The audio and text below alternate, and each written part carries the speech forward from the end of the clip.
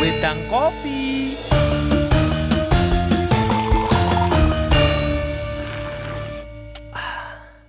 Sugeng dalu, Mbah Geng, sugeng rawuh. Sugeng dalu. Nggih. Sugeng dalu ki. Pripun, Mbah? Keadaane panjenengan sehat? Alhamdulillah sehat. Alhamdulillah. Niki kula niki suweneng lek panjenengan sehat niki wis janjan. Soale harapan kula niki jenengan niku dugi mriki ngoten lho, Mbah. Mumpun riyen-riyen kula hubungi jenengan. Sene to, Mbah? Jenengan bar saking pundi niki? Alah wis bar piye lho. Kahanane ngene nek gawean ya wis disambut ngono wis. Kok naik pesawat kan aduh, Mbah, tujuane sampean? Daerah Ternate. Ternate. Maluku Utara, Ternate. Halmahera maksudnya. Halmahera. Halmahera Timur. Waduh. Wis sak pol ya. Lah makane kuwi. Nah, saiki ngene, Mbah. Saya di sini menghadirkan panjenengan. Ini ada beberapa pertanyaan yang harus saya ajukan kepada panjenengan, Mbah. Ngaten loh. Soalnya yo gimana ya? Ini agar kita itu tahu dan agar kita itu yo semakin berpikir secara logika mengenai tentang spiritual merah delima, terus pring petuk, terus keris yang bisa terbang. Jadi seperti itu. Karena saya paham panjenengan, saya tahu panjenengan ini adalah salah satu spiritual yang ada di Tosana Aji, khususnya di daerah Ponorogo.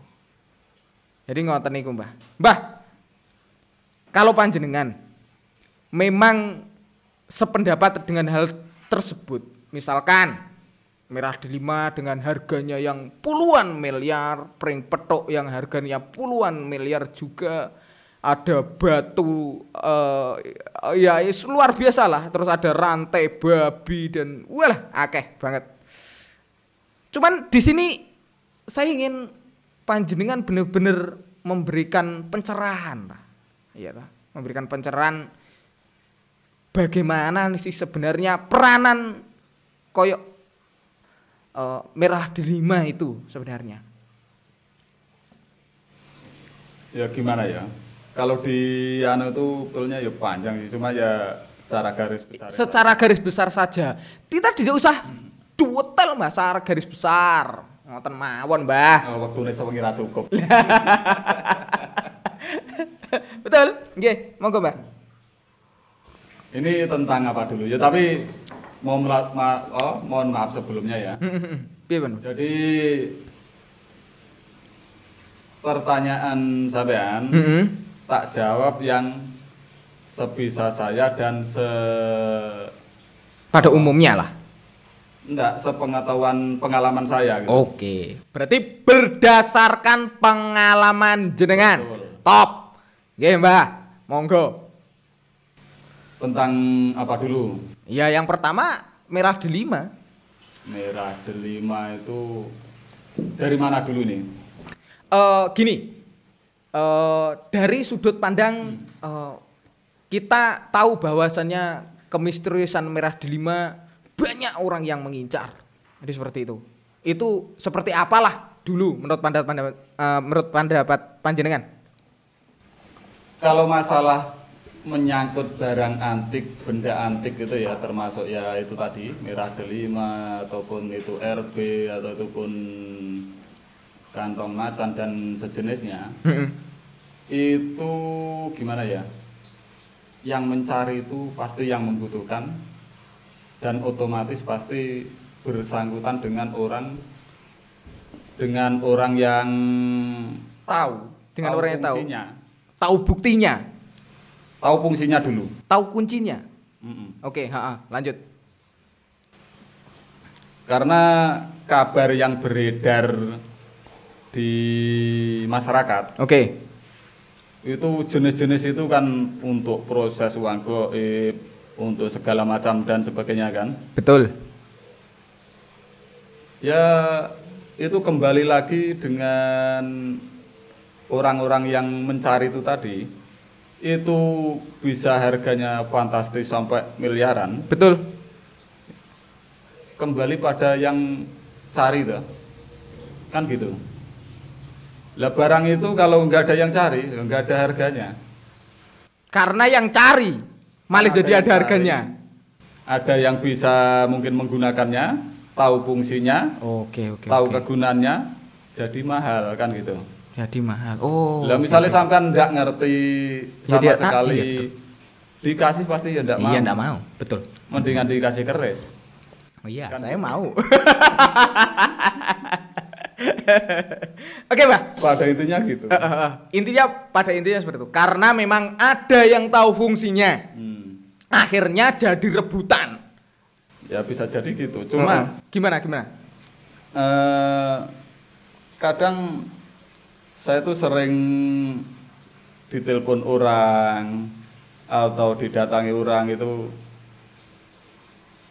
ya yang cari benda-benda itu kan. Oke, Ya untuk ini, untuk itu dengan alasan segala macam. Saya sendiri juga bingung nanggepinya gitu loh. Karena menurut pandangan saya, setahu saya itu pada khususnya ya di wilayah Ponorogo dan anggap aja Jawa Timur gini. Jawa Timur. Saya itu belum pernah melihat dengan mata kepala saya sendiri orang yang mencari-cari barang itu berhasil. Oh, berarti Terus saya berpikirnya itu gini. Gimana? Orang itu cari dengan iming-iming harga sekian gitu kan. Oke. Misalnya kalau dites tembus 7 gelas, merahnya 7 gelas. Ini bahas merah delima dulu. Iya, merah delima dulu. Dicelupin di gelas tembus 7 gelas. Terus bisa anti silet, Iya. AC itu kan, anti cukur dan sebagainya itu yang mencari itu yang pertama itu ada barang, kadang nggak ada pembeli, nggak ada bayar, ada bayar katanya nggak ada barang. Jadi dua versi ini membingungkan. Kan banyak rame yang cari kan. Iya. Tapi kan di mana? Misalnya sampean sendiri pernah nggak dengar orang itu berhasil transaksi gitu aja? Jangan prosesnya uang goib dulu, transaksinya dulu. Yang sampai miliaran atau ratusan juta aja dulu. Gini, itu mungkin bisa saya jawab karena saya melihat video-video yang ada di YouTube juga. Jadi kalau misalkan kita benar-benar tahu secara nyata, itu saya enggak ada. Nah, entah kalau misalkan di YouTube itu settingan atau apa, saya juga tahu. Itu kebanyakan broker. Maksudnya? Dalam dunia antikan pun banyak brokernya juga.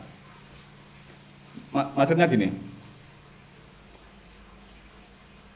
broker ini dia mengaku punya buyer. Oke. Menyuruh orang cari barang. Lah, yang disuruh ini, yang keliling kampung, keliling dusun-dusun, itu nanti sampai sandalnya tipis. Kadang begini bilangnya, ini ada barang, yang punya ini.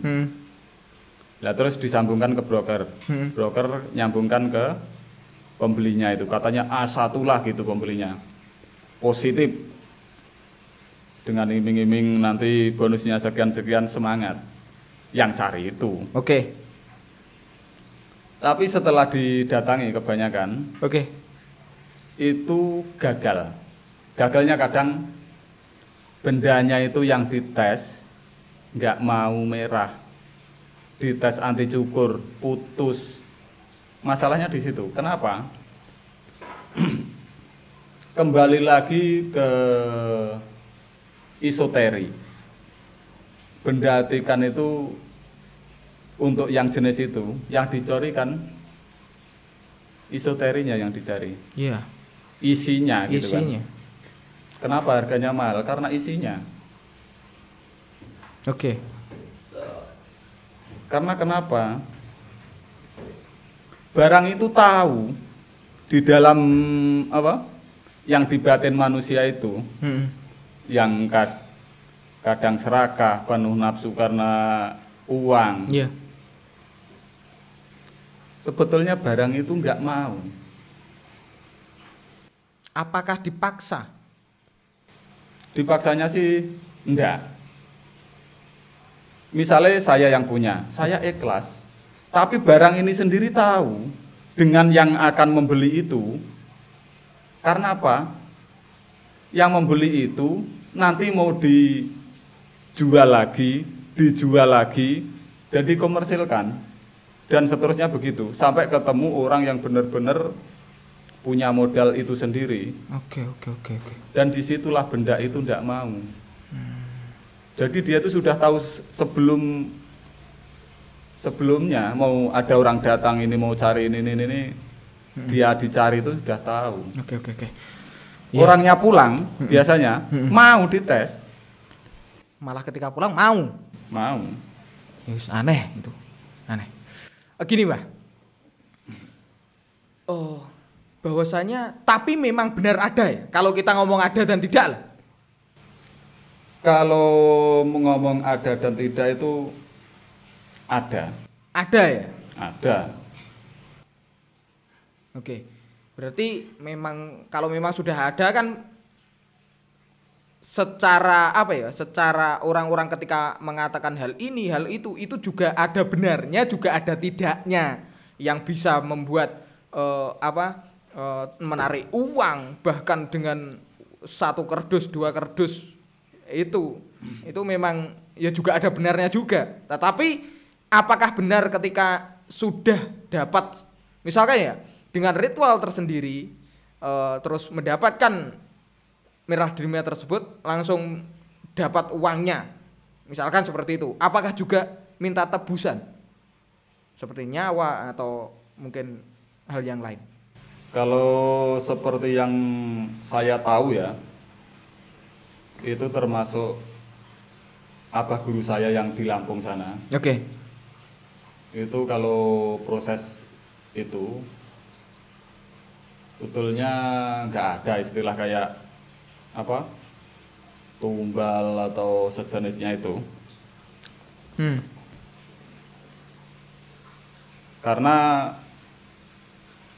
barang itu sendiri yang mau, ketika ditanya disuruh ini, disuruh itu, dia mau. Kalau dia sudah mau, berarti bisa. Tetapi di situ tidak meminta tebusan.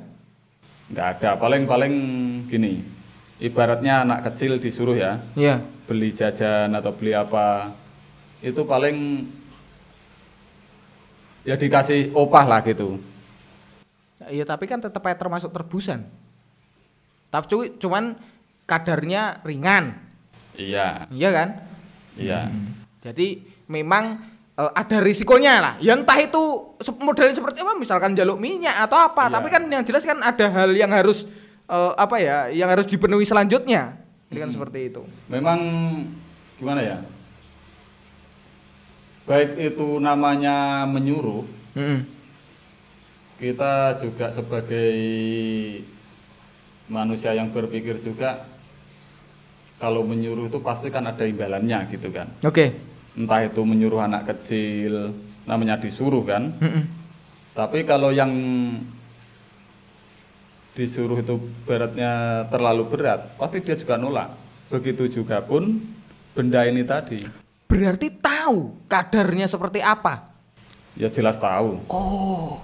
Jadi dia tuh sudah tahu kekuatannya segini. Misalnya dia kuatnya 50 juta. Disuruh ngangkat 100 juta ya enggak mau. Kuatnya memang segini. Oh. Lah terus bagaimana dengan harga pas pada waktu misalkan ada transaksi terus 1 miliar. Lah cuman barangnya bisa ngangkat 50 juta. Kan rugi. Ya itu disitulah anunya. Jadi begini. Kalau menyangkut harga atau mahar, itu fantastisnya harga. Oke. Itu tergantung kualitas atau KW, kekuatan Misalnya dites di gelas itu tadi ya. Oke. Yang dijejer begini. Ada 40 gelas kah berapa? Oke. Mahal tidaknya di situ kelihatannya. Semakin banyak gelas yang tembus berarti semakin mahal. Semakin mahal. Memang kenyataannya seperti itu. Kenyataannya seperti itu. Kalau gini. Maaf saya potong. Panjenengan selama ini pernah berapa gelas yang tembus sampai sekarang? Kebanyakan 1 sampai 3 saja. Pol sampai 3. Loh, kalau saya lihat di video-video gelasnya sampai 8, 9, 10 itu berarti luar biasa sekali. Atau itu hanya dalam tanda kutip mungkin rekayasa? Kalau masalah itu susah ya. Soalnya kita ndak bisa ndak melihat dengan mata kepala sendiri. Oh iya benar. Entah itu pakai kimia. Iya. Atau pakai apalah gitu kan, Oke. pakai sistem pencahayaan kan nggak tahu juga. Iya. Asli dan tidaknya kita tidak tahu, cuman di video seperti itu. Kalau misalkan dengan kadar 3 gelas itu bagaimana? Itu menandakan kekuatannya. Menandakan kekuatan dari batu tersebut. Iya. Terus termasuk yang urutan keberapa? Wah itu masih ibaratnya KW 5 atau ke-7.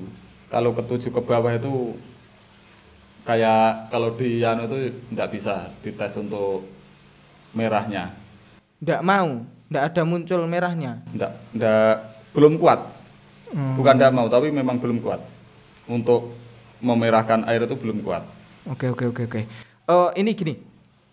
Kalau kita berbicara merah delima ini mungkin bisa 1 minggu ini belum anu lah. Sama saja nanti seperti terkait dengan hal yang lainnya. Cuman gini. Sebenarnya langsung poinnya saja. Saya tidak mau terlalu menjerus ke situ karena yang jelas itu ada risikonya lah. Jadi seperti itu. Saya di sini butuh pemahaman yang yang sekiranya bisa saya terima secara akal dan bisa saya terima secara rohani lah, jadi seperti itu. Janjane merah delima iki piye to?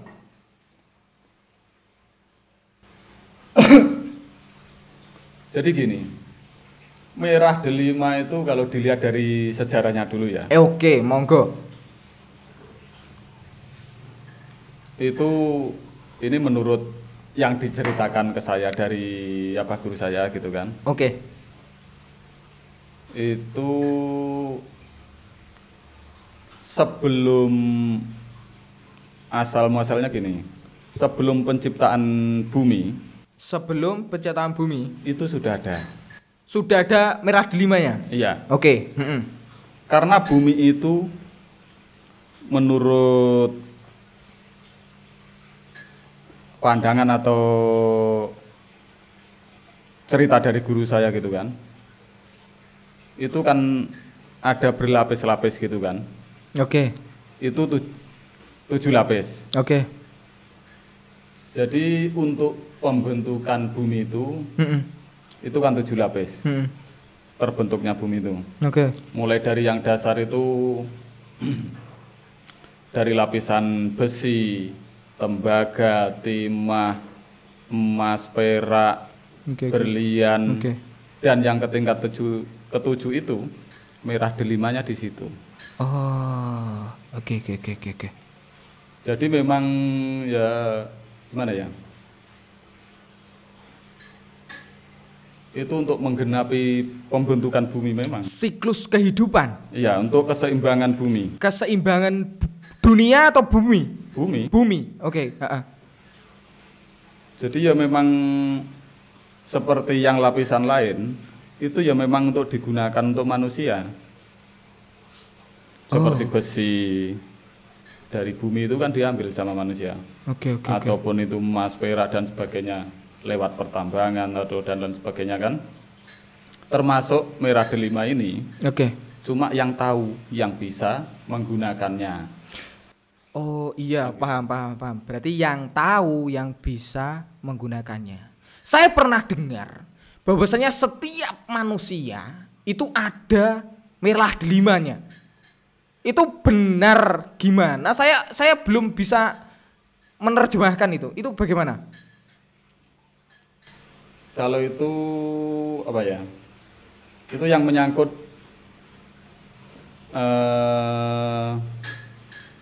yang ada di dalam tubuh manusia. Iya. Itu ya memang sebetulnya dalam manusia itu sendiri sudah punya merah delima. Dan tempatnya ada di dalam 7 lapis latif itu. Latif 1, latif 2 sampai 7 itu. Di badan kita ya? Ya, di kolbu kita. Di kolbu kita. Iya. Jadi gini. Dan untuk membuktikannya itu memang susah. Tapi ada yang bisa, seperti guru saya itu, Abah Guru itu, suruh buktikan bisa, suruh ngambil meskipun kayak sampan ya. Misalnya ibaratnya orang kosongan lah Iya, gitu kan. Itu karena di dalam tubuh manusia itu sudah ada, bisa diambil itu. Padahal tidak ada, saya belum pernah. Iya, karena di dalam tubuh manusia itu sendiri sudah ada. Sudah ada. Dan itu diambil bisa. Tapi kalau diambil itu ya berpengaruh. Seperti badan lemes atau kayak orang melamun gitu lah. Linglung ya? Ngelinglung. Oke. Pasti kurang. Karena itu adalah salah satu pelengkap di dalam diri kita yang tidak boleh diambil kecuali apa ya? Mungkin ada hal tersendiri lah di situ ya. Iya. Oke, Mbah. Jadi kalau secara apa ya? Secara akal pikiran yang jelas merah delimanya ada, ya toh. Nah, penggunaannya itu tergantung tahu kuncinya atau tidak. Jadi seperti itu. Dan tidak semua orang pun juga bisa ibaratnya memiliki lah. Walaupun di sini misalkan sudah ada nominalnya. Iya. Iya kan? Karena ya keterbatasan ilmu pengetahuan itu tadi. Oke. Yang membatasi orang itu tahu dan tidak, bisa dan tidak itu kan. Oke. Kalau memang orang itu nggak bisa ya susah mau mewujudkan merah delima yang ada dalam tubuh kita itu ada apa enggak. Kalau memang orang itu bisa, misalkan lewat langsung diambil dalam tubuh kita itu dikeluarkan gitu kan. Oke. Atau lewat Merogo Sukmo. Merogo Sukmo sedulur Papat Imo Pancar itu suruh melihatkan ke kita bisa. Oke, tetapi kan dia juga tidak hanya bisa mulut tetapi juga ada lalakunya. Iya jelas itu. Nah, makanya itu. Oke. Nggih. Gini, Mbah. Saya ingin satu garis tengah yang dimana sebenarnya apa sih selain apa ya, selain keistimewaan ataupun memang itu banyak dicari dan sebagainya, sebenarnya merah delima ini sebenarnya pengertiannya pengertiannya sendiri kayak gitu loh. Kembali kalau ke pengertian itu apa sih sebetulnya merah delima itu kan? Iya. Sebetulnya bukan merah delima, tapi merah delima. Merah delima, bukan delima. Bukan. Oh. Benar yang ada di dalam diri? Iya. Pengertiannya seperti itu. Merah delima yang arti secara kasarnya begini. Ngertenono aku Kang Limo. Kang Limo, sedulur Papat Limo Pancer. Bukan. Maksudnya? Ya termasuk itu, cuma yang lebih anu lagi gini. Ngertenono aku Kang Limo yaiku kulhu. Oh, Oke. Sebetulnya gini, Oh, oke. ke kulhu itu begini. Kalau menyangkut surat itu betulnya ya tentang keesaan Tuhan, tentang Kita di dalam kehidupan yes, mencakup semuanya. Cuma kalau dijabarkan ya memang panjang. Oke. Berarti pada intinya apa? Pada intinya manusia itu disuruh ya belajar tentang keesaan Tuhan. Tentang keesaan Tuhan, bahwasanya asli Tuhan itu adalah satu. Betul. Berarti Disuruh memahami artinya 5 ayat itu. 5 ayat itu tadi. Iya. Mungkin nanti bisa dicek lagi ya, karena memang lupa ada berapa ya. Iya, memang yes, intinya disuruh menghayati surat Menghayati itu. Berarti penafsiran tentang merah delimo itu kleru. Nek neng fokusnya pada batu dan hanya untuk keduniawian. Berarti itu masih belum ya, kapasitas belum ya. Karena ketika kita berbicara merah delimo, otomatis kan antara kita dan Tuhan. Iya. Iya kan? Jadi kita itu intinya disuruh memang mengagungkan keesaan Tuhan, disuruh mengerti keesaan Tuhan, supaya intinya tentang itu disuruh meyakini. Oke. Karena ya saya sendiri pernah belajar ya, menyempurnakan tentang kekuatan merah delima itu sendiri. Oke. Itu memang yang diwirid ya cuma 5 ayat itu. Al-Ikhlas saja. Iya. Ini ibarat bocorannya di situ. Oke. Tapi secara anunya ya itu tidak perlu saja. Iya, karena privasi. Iya. Oke, Mbah. Yang jelas sudah ada garis tengahnya bahwa bahwasanya merah delima itu memang ada, tetapi sekali lagi bukan yang seperti yang ada di video-video khususnya untuk menarik dan sebagainya. Ya mungkin misalkan itu ada yo tidak semudah itu, intinya kayak gitu. Yang jelas kita harus tahu Al-Ikhlas itu sendirilah. Sebenarnya tidak dari merah delima yo banyak juga memang kita harus belajar hal itu. Iya. Kan kayak gitu. Memang soalnya benar. gimana loh? Namanya sesungguhnya itu kan tentang sebuah pengertian keesaan Tuhan dan kekuatan doa. Kekuatan doa dong. Iya benar. Kalau memang orang itu sudah ngerti, doanya itu semakin kuat, semakin dekat sama yang di atas. Itu apapun bisa dilakukan. Seperti para wali-wali dulu kan, para nabi, para dulu, para waliullahan. Iya. Setuju. Nggih, Mbah. Terima kasih untuk merah delimanya. Cukup menarik sekali. Kalau untuk yang mengenai tentang bambu petok itu memang asli atau akal-akalan? Ya itu loh. Kalau bahas benda antik itu memang gimana ya? Sulit. Seru memang. Serunya Tentang nominal harganya. Iya, makanya seperti itu. Dan tentang apa? 50-50-nya antara ada dan tidak. Dan dengan apa? Nominal harganya yang fantastis itu yang betul. harganya. Nah, makanya ketika panjenengan juga sesosok spiritual yang cukup luar biasa juga di Ponorogo, bagaimana melihat tentang bambu petok itu sendiri lah? Apakah memang semuanya palsu atau memang ada tetapi ya tidak semudah itu? Karena kalau saya melihat di channel sebelah itu selalu dibongkar dan sambungan, bahkan yang ada di dapuran pring itu bisa ditata sedemikian rupa iki eneng tenan, tetapi dibuktikan ya disitulah memang apa antiknya, apa serunya benda antik itu di situ.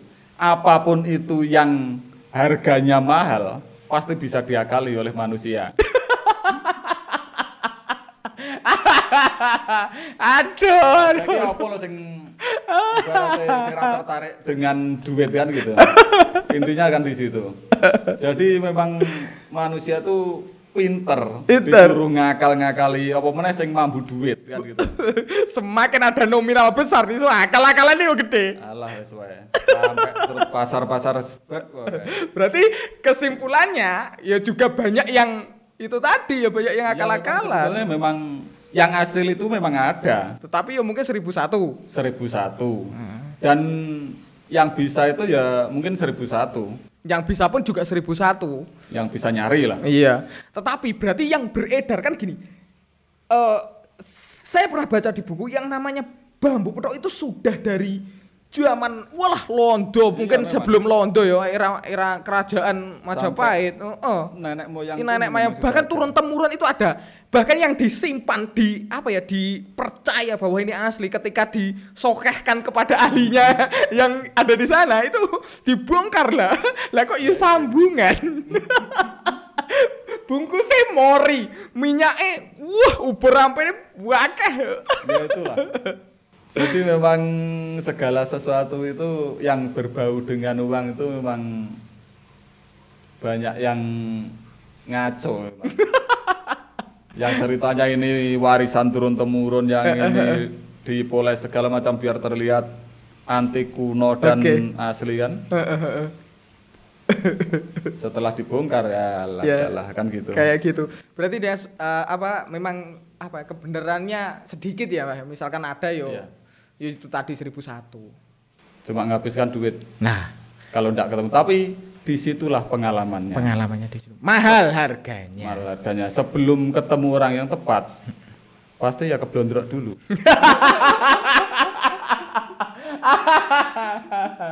Ya, ini paling mengungkit-ungkit ini. Ya, sama persis seperti belajar pusaka itu kan.